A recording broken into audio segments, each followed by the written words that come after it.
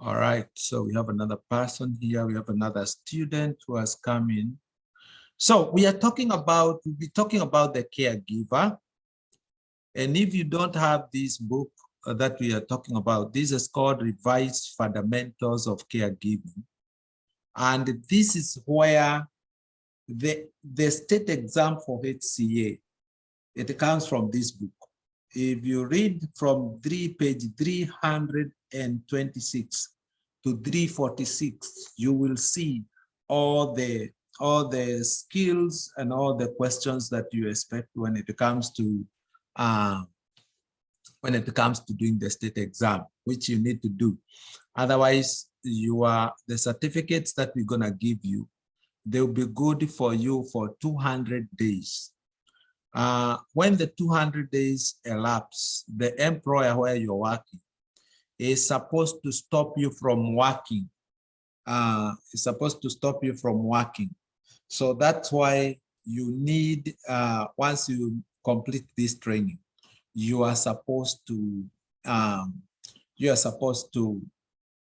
come, and then we'll help you how to apply for the state exam.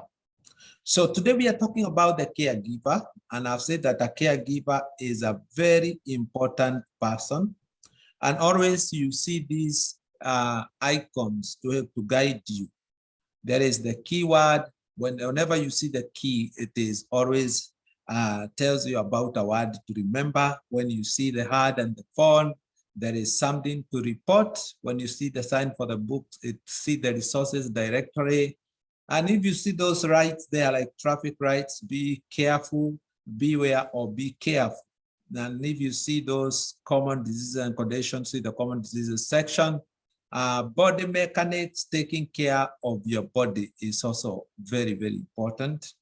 The classroom exercise, something in the law, and be alert and be respectful. What are we going to learn in this module as a caregiver? And I know that caregiving comes with a lot of responsibility.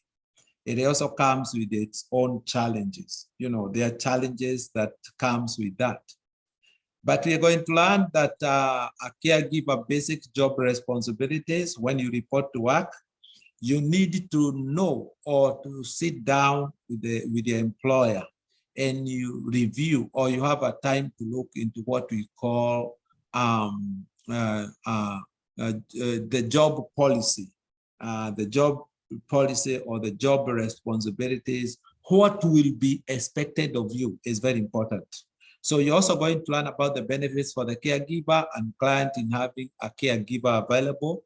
A caregiver is a very important person because he's the one who helps the client to go to in activities of daily living.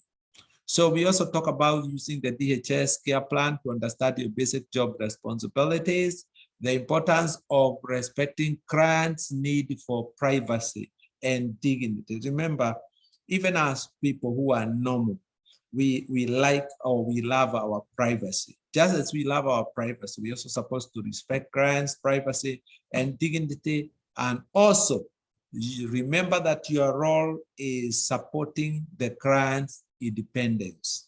What do we mean by supporting client's independence? That means that if the client, the only thing that he can remember is to button his shirt or the jacket, let him do that, because that is his potential. That is what he can accomplish. So you're supposed to support the client's independence as much as possible. We're also going to talk about how to document and report changes in the client's condition. This is also very important, and also to report that, and also responding to emergencies. So we have talked in our previous lessons concerning activities of daily living, or the ADLs, and this is everyday personal care activities. Everyday personal care activities. We wake up, if somebody cannot wake up, there is someone to support. A caregiver is there to support the client to wake up. If the client cannot be able to give them a shower, the caregiver is there to support the client so that the client can be in a position. The client can be in a position to you can give the client shower. If the client cannot be able to transfer them from the bed to the wheelchair, it is the role of the caregiver to support the client in completing that task. That's what we call activities of daily living. And when we talk about advocating, is the word that comes from advocate, is to speak up or to take action. Assessment details is a section of DHS care plan that describes the client's strengths, limitation. A caretaker reference provides specific instructions to the caregiver. What do you mean when we talk about the care plan? That means that this is a developed plan. If the client is supposed to be supported from the bed to the wheelchair, that plan outlines how it is supposed to be done. If it is a two-assist person, the care plan will say so. If it is a one-person assist, then the care plan will tell you. That those are instructions that you're supposed to follow. So you cannot come up with your own instructions as a caregiver and then you do that. Then there is an important one called the baseline. Baseline is what is normal for a client at a certain point in time. Baseline is what is normal. Then we have cultural background. Cultural background is the attitude and behavior, characteristics of particular social group or organization. Every race has their own cultural background. Those people who come from Africa, their own culture. You need to understand the cultural background of the people that you're taking care of. Instrumental activities of daily living, IEADL, is routine tasks performed around the home or in the community. What is a routine? There is a daily forward program. So these people, they wake up, they wake up by 7, by 8, they are taking their breakfast, by 9, they are on the, they are in the living or in the dining area taking breakfast. Then from there, and that's how that routine is. So it gives you the routine of what happens on Monday. There are those tasks that happen on Tuesday, tasks that happens throughout the week. That's what we talk about. Instrumental activities of daily living. Professional. When somebody tells you to be professional, you say there are certain guidelines that helps you. A policeman has certain professional ethics. Doctors have professional ethics. Nurses, they have professional ethics. Caregivers, they have professional ethics. And when you stay, every time that you observe professional ethics in the field that you're working, then you will stay out of trouble. So you exhibit conscientiousness, and businesslike manner in a workplace. Professional boundaries, appropriate limits in a job relationship. And among those who are discussing, saying that do not discuss with the client about your fellow caregiver. Or if you are two caregivers, don't discuss the client. When you leave the job place, don't go and discuss about the client out of your job place. Those are what we call professional boundaries. Service summary is a section of DHS, the care plan that documents service summary section of DHS care plan that documents contact information, caregiver schedule, and the client's goal. Remember, we said that they have their personal goals that they accomplish along the way. So the role of caregiver is full of challenges and rewards. There will be few other jobs in your lifetime where what you do so dramatically impacts another human being. You can imagine, without you, who would take care of those people? Who would take care of those people if you're not there for them? So The many positive benefits of caregiving job, including feeling of positive self-worth, purpose, and meaning. You just imagine yourself there, that if it were not you, there is no one who is able to take care of those people. That itself, it helps you feel positive. It helps you feel, self-worth, that you can touch and impact another human being's life. Pride in successful coping with the difficult life situations. You can solve those clients. They have some difficult situations. You are the person who helps them to navigate those challenging situations in their life. Very important. You also feel important. You also feel closer to another person as a result of helping. If you are treating the clients very well, they always have a feeling. They feel that attachment. I like the way Shirley treats me. I like the way Maggie treats me. I like the way Anthony treats me. It's very, very important.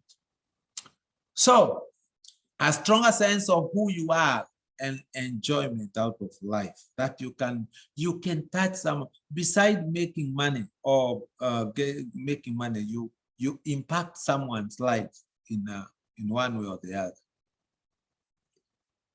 How does a client benefit from having a caregiver? As a caregiver, you support clients' ability to live as independently and safely as possible.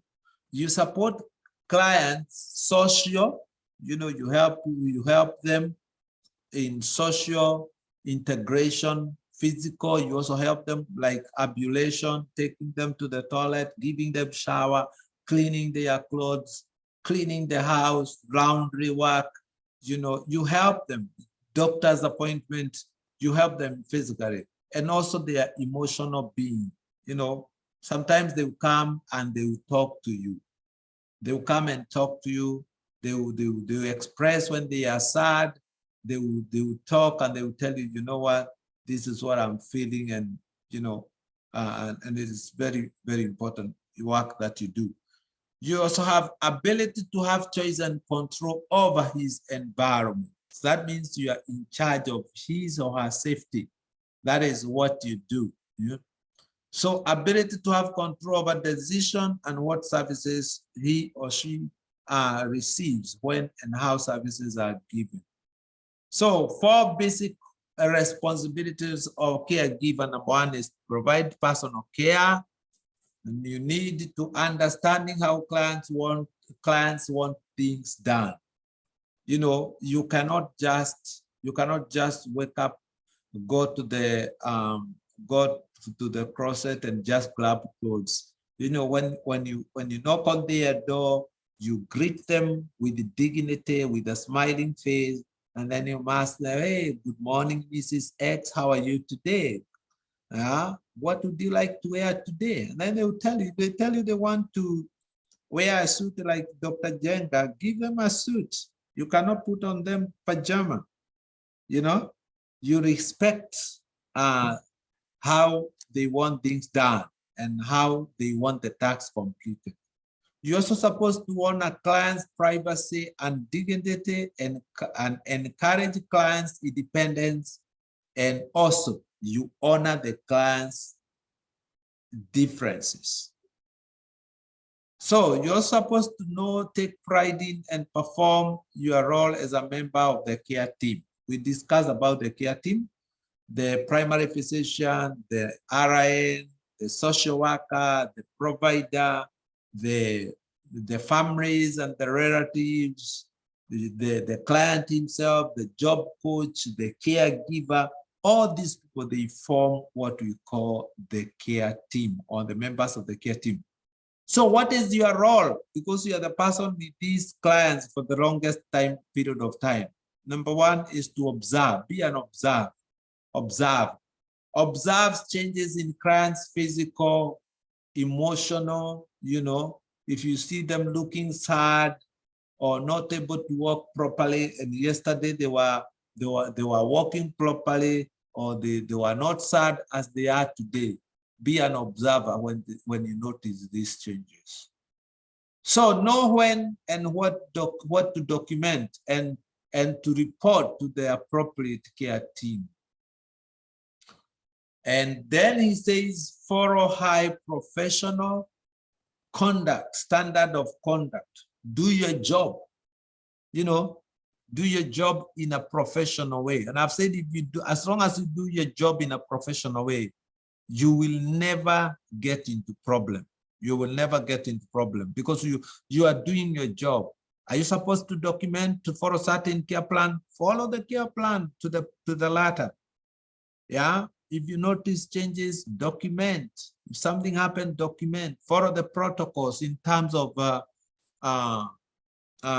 following the way the outlined things are outlined. Respond to day-to-day situations and emergencies without supervision. Don't do job because you are being supervised. Just do what is supposed to be done. So a care plan outlines the responsibilities, your responsibilities as a caregiver. The DSHS, that is the Department of Social and Health Services Plan of Care, is made up of two sections. One of the sections is what is called service summary, and the other one is called assessment details. So let's talk about this section. This section is written for caregiver using DSHS care plan. Caregivers providing care for non-state funded clients should refer to their boarding home or adult family home care plan. I said there are two types of clients. There is DHS care plan, and these are the clients who are funded by the state. They are called Medicaid. And we have those clients who are funded privately. That means, let's say I have my mother, she's old, I live in Ohio, my mother lives in Washington State, has no one to take care of her. So I'll go, we agree with my family, and maybe we sell my mother's house and open an account for her, and then we go to an adult family home and look for a home, a place where my mother will be taken care of. So out of that now, we'll be paying monthly for the upkeep of our mom. But then we need to have what we call, we'll have our own care plan. Okay, so the service summary outlines the caregiver's responsibility. For DHS, we follow the service summary. For privately funded clients, we follow the boarding home or the adult family home care plan, which they usually work with hand in hand to complete so that the client can receive the best. So the service summary of care plan gives you overview of your caregiver responsibilities and what you and members of the care team will be providing to support the client. The service summary also has contact information for other care team members, a list of advance directives, as the client may have, and any other people involved in making decisions for the client. Remember, we talked about the power of attorney, you know, so guardian people, other people who may make decisions on behalf of the client. Any questions so far? You raise up your hand if you have a question. Anybody who has a question for me?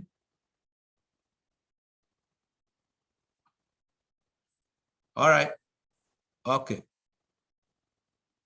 All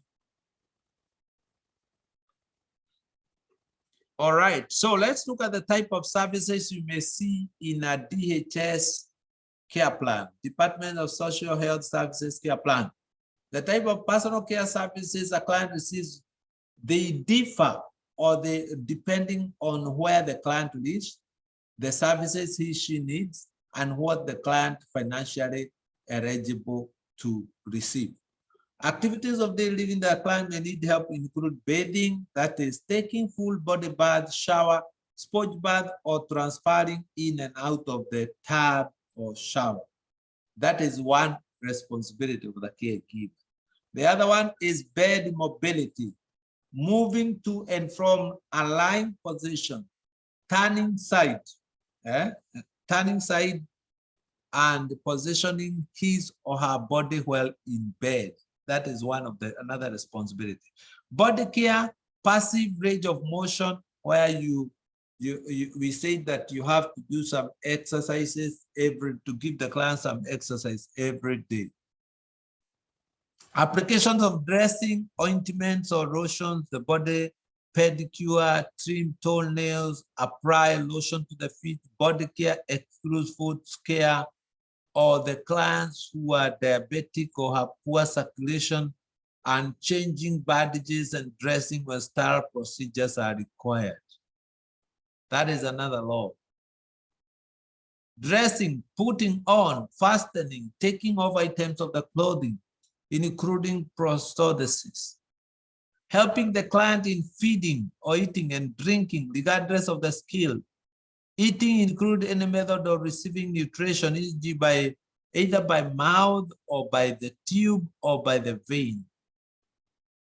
Locomotion in room, immediate living environment, moving between locations in one room or immediate living environment. Locomotion outside, immediate living environment, including outdoor, moving to and returning from more distant areas. Locomotion outside immediate living environment, including moving to and returning from patio or porch, backyard, mailbox, or next door neighborhood. Those are some of the services that caregiver may support the client with. Toilet medication management, the amount of assistance, if anyone required to receive medication over the counter preparation or herbal supplements. It's another service for the caregiver. Transfer, moving between services, e.g. from bed to the wheelchair, standing position.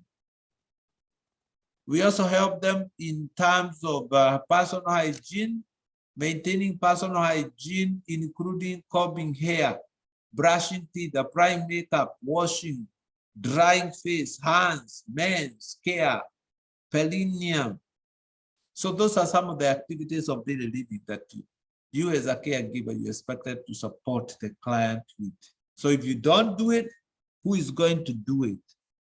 And of course, there is what we call as a chart, that way you write all the activities, what you have done. We usually say that if you did not do it, then it is considered it did not happen. When you give client medication, you have to make sure there is a book or there are methods, you know, where medicine charts where you document that you gave the client a medication, what type of medication did you give, what time did you give, all those you're supposed to. So what are the instrumental activities of daily living? Daily living, one, meal preparation. Instrumental activities of daily living, remember we said, they are routine. If you cook for the client daily. You cook breakfast, you cook lunch, you cook dinner. These are some of the things that we are calling instrumental activities of daily living. ADLs that your client may include meal preparation, preparing meals, e.g. preparing, planning meals, cooking, assembling ingredients, setting out food utensils, and cleaning up after the meals. We have essential ordinary housework, performing ordinary work around the house, e.g. doing dishes, dusting, making bed, tidying up, and laundry. Those are what we are calling examples of instrumental activities of daily living. Rarely these activities, they change. If you cook for a client, you cook for the client. If you are the person who does the laundry, you have to make sure that you And we say that the best caregiver is the one who doesn't postpone a task that was supposed to be completed at a particular day. So if you're the person who is supposed to complete a certain task, let's say like doing laundry, you cannot say, I'm so tired, I think I'll wash these clothes tomorrow. You're not a good caregiver. So the tasks that are marked to be done on Monday, make sure they are completed to the best of your knowledge. So essential shopping, you shopping to meet clients' health, nutrition, maybe they need household items. You're the one who is buying. Shopping is limited to brief, occasional trips to the local area for the shop. Medical necessities, household items require specifically for her health, maintenance, and well-being. This including shopping with or for a client. Sometimes you can go, if the client is in a position to work, you can go and do shopping with them. So they can also tell you, where I work, the clients, they usually go for shopping with the direct support professionals so that the client can choose those things from the store that they want, that they would prefer.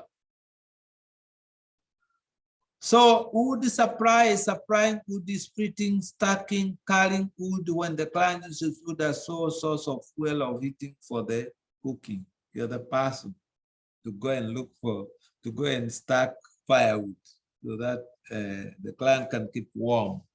Managing finances is maybe you could be paying bills for the client, balancing a checkbook, managing household expenses.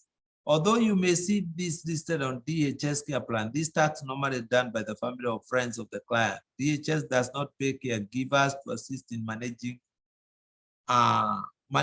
finances except for the client's division of development or disability. Telephone use. Receiving or making telephone calls, including the use of assistive devices such as large numbers on a telephone, and also amplification as much as is needed. So the following scale is used by a case manager to communicate to the client's ability. The following scale is used by a case manager to communicate the client's ability to complete each person's care task. Independent. When we talk about independent, no help or supervision is required. This client can almost walk and do everything for themselves. Supervision is an oversight of a client required, or you are monitoring. You're monitoring so that you can encourage them, you know, so that you can encourage them as well. The limited assistance, client is highly involved in the task but needs some physical help in guided maneuvering of leaves or non-weight bearing assistance. You're the person helping in that. Total independence means that the clients require caregiver to do all total dependence. That means the client cannot do anything for themselves. You are the person who is doing everything for them, including bathing, toileting, dressing, shopping, paying bills, management of the finances, all that they cannot be able to do for themselves. You're the person doing it for them. So care settings and care plans. Individual providers, IPS. Individual providers, IPS should receive a copy of DHS care plan. If you are an IP and do not have a copy, you also empower the client to call the case manager. There we have a group of caregivers who are called individual providers. You enter into contract with the Department of Social Health Services. They assign to you certain client that you take care of. So if you work for a home care agency, the full care plan is normally kept at the home office. Many home care agencies, caregivers receive part of the care plan or list for their assigned personal task. You can ask. And I say that when you're employed in a new place, you can ask for the what? For the care plan, so that you can understand the client. Adult family home and boarding homes, DSHS clients use the DHS care plan as a starting point for developing their own negotiated service agreement or negotiated care plan. The negotiated care plan has more details about the client's preferences. This is negotiated care plan is what caregivers normally see and may be kept in a notebook or part of the client's record. Negotiated care plan. It outlines those things that you are doing for the client in order to help. Any question?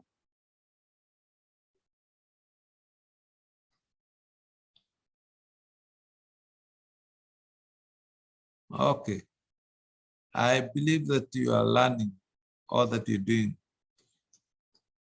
So, okay, all right. So I want to lead this. I want us to discuss this last portion that we are going to conclude today's class with is privacy. It's one way to be sensitive to a client is to honor his privacy. So when you perform any person care, always, and this is very important, close windows. Always when you enter in the room, close windows, close the door, okay? Close the windows, close the door, close the curtains, very important. Knock before entering a room with a closed door, you know. Knock, knock, knock, okay? Keep the client's body covered. Don't just, you know, haul them to the bathroom without clothes. They are grown-up people.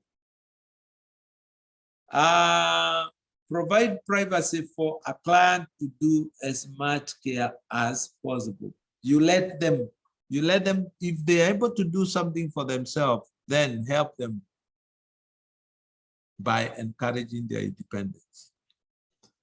Supporting other form of privacy. Everyone needs private time to think and deal with their problem, losses, or simply enjoy a quiet moment. So if the client says, I want to go to my room, don't keep on knocking their door and asking them, hey, what are you doing? Come and stay with the others. You can't do that. You're supposed to respect their time, their quiet time. Respect clients' need to get away. Be sensitive to clients' emotional need for privacy or quiet solitude. Make sure the client has privacy when visiting or talking on a phone. So if the members of the family, they visit him and they want to go to the client's room, you're not supposed to refuse them. You're supposed to make sure that you provide the environment for them to be able to meet with their family members. So make sure the client has privacy when visiting, talking over the phone, families, and reading and all that, even including their mails. Unless they ask you, you open their mails because they are not able to read. You're not supposed to. You're not supposed to open their mails without them consenting. Supporting clients' independence, anything that helps clients maintain mobility, social connections, feelings of self-worth can be physical and emotionally therapeutic. Find ways to support the client's independence as much as possible, including allowing the client chance to do things or himself as much as possible. Be patient with them. Do not rush or getting your work done. Take priority over supporting clients' independence. You're not rushing. Encourage the client to make little steps to help so she doesn't get discouraged. Encourage the use of any assistive devices. So those are some of the ways that you need to know. Each person is unique. We are in page 45, those with the green book, that's what we read. Each person is a unique and worldwide individual. You are special, you are important, that's what I told you. And I've also said that the work that you're doing, besides working for money, it has a positive impact in you being there so that you can make that client feel that he is worth and he is important and there are people who care for them. So cultural background may including religious upbringing and beliefs, gender, sexual orientation, and on their marital status, economic status, social groups, physical, mental, or sensory disability. All these factors combine and influence how people sees the world. And you have your own views about the world. The client has his own views of the world, and you just need to respect that. Also, it helps to understand what she believes in and what values, what she considers acceptable ways to look and act, and what she considers normal. Very important to understand the cultural background. Bias, your reactions and feeling towards others, especially those different from what you consider normal, happen automatically based on beliefs and values learned from your own upbringing and culture. Hidden biases can influence how you look, talk, and do things for a client. Your cultural background, does it send you to be able to research of who you are and what impact how can you affect the life changing of a member? So it is important to be aware of the question of how you believe and values that impact dealing with others. Differences are neither good or no bad. It is how you react to them that is the key. So everybody is entitled to their opinion, but how you react to those situations is what counts by the end of the day. Stay alert for signs that are unquestioned, biases, and impact your actions with the client, including you are not supposed to have negative judgment about the client's choices or lifestyle. You're not supposed to view clients' cultural preferences as unimportant, such that you're the person who is making the choices for them. Let the client make the choice for themselves. So being impatient or open-minded about clients' minds, don't bring them the suggestion. If the client says, I want scrambled eggs, don't tell them, can I boil an egg for you? Why don't you eat an egg today, a boiled egg today? You know, you respect their views and their importance. Don't be impatient. Be open-minded about the client's need. Okay, don't make jokes or fun of the client. Remember the stigmatization of a personal privacy, whereby, you know, one feels unworth, or if these are things that this client used to do for themselves, but then today they are not doing for themselves. Somebody else is helping to do that. There's a segment that does not really come out very well there. So it's always good to make sure that you're not making jokes or making fun of the client. Just as you may have hidden biases, client may as well. Biases may influence how she or talks or looks at, responds to a caregiver. You have a right to be treated respectively. Okay? So that's what we're gonna end with, and I want to ask, is there anybody with a question? Yes, I have a question. Yes, Alice, you mentioned your name because your name is coming as Will. Yes, go ahead, Alice. Yeah. Okay, I'm asking how many more modules? That's an individual question that we can answer. We can answer after the meeting, okay? Oh, okay. Yes, because different students, they have different timelines. Okay. All right. Any other question? Yes, Margaret. Okay. My question is, if a client prefers to eat junk food and it's your prerogative to give them healthy food, can you stop them from eating junk food if they insist on eating junk food and you have healthy food that you can give them? Like Okay. the ones with junk food lunchtime, junk food for dinner. Can you make them eat healthy food for their own sake? Okay, that's a good question. We have talked about the instrumental activities of daily living. And among them, we have said it is preparing of meals, isn't it? So, first of all, you cannot refuse them. Remember, your duty is to help them. One, in talking to them and involving the care team, okay? The care team to discuss about the clients, because there is the care plan, and this care plan it all has it has what we call instrumental activities of daily living. There is a menu for food. You cannot refuse them.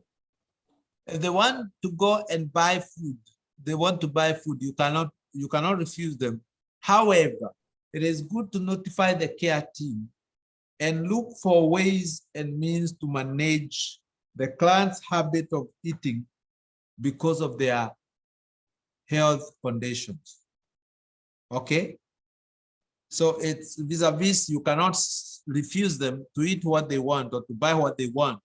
But then the care team and the care team has to talk and agree how to manage that so that the client can be given or be explained the impact of eating food that could make them probably become overweight, and between giving them food that will be of benefit to their body for their weight management. All right. Yes, anybody else the question? Yes, Shari?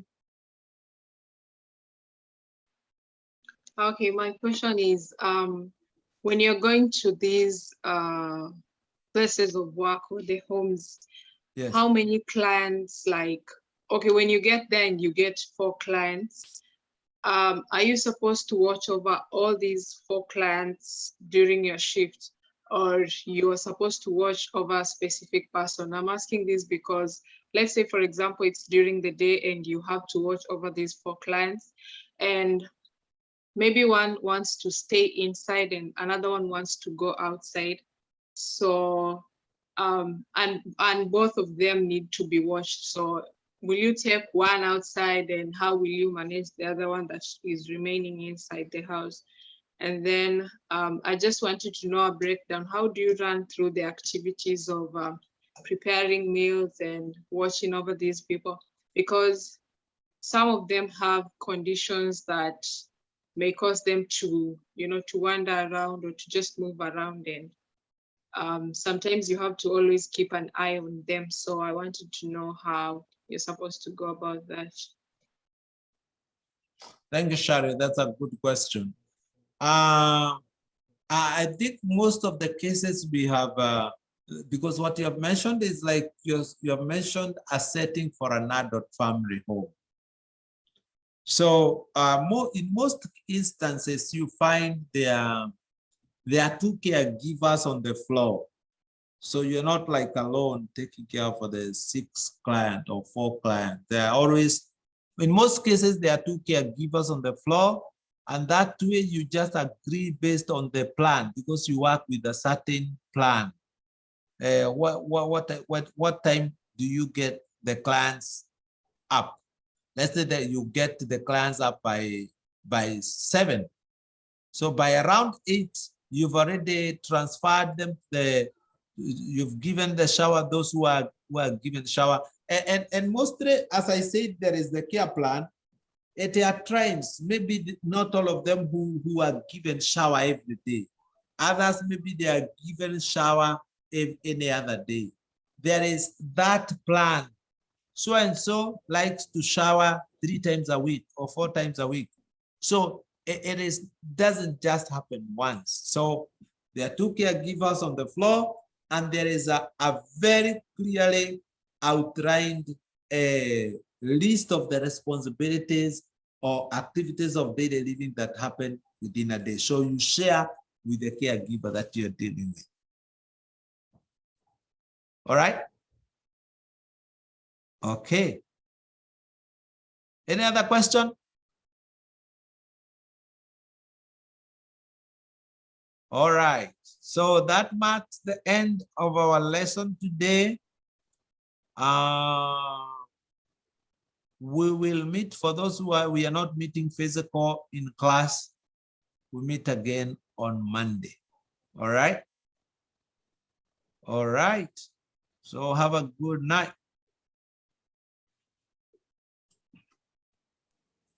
Good night. Good night, everyone. Night. I night. hope that you have learned a lot. That was a good class with 10 students. Okay. Thank you. See you next time. Hello. Yeah. Yes. I have a question, Dr. Njega. Yes. At what time are we reporting tomorrow for my group, that is? 10:30. Oh, thank you so much. All right. Okay, good night. Hi, Good night. Bicho. Okay. Bicho, Is somebody calling me? good night. Okay. Good night. Good night, all. Okay. Good night.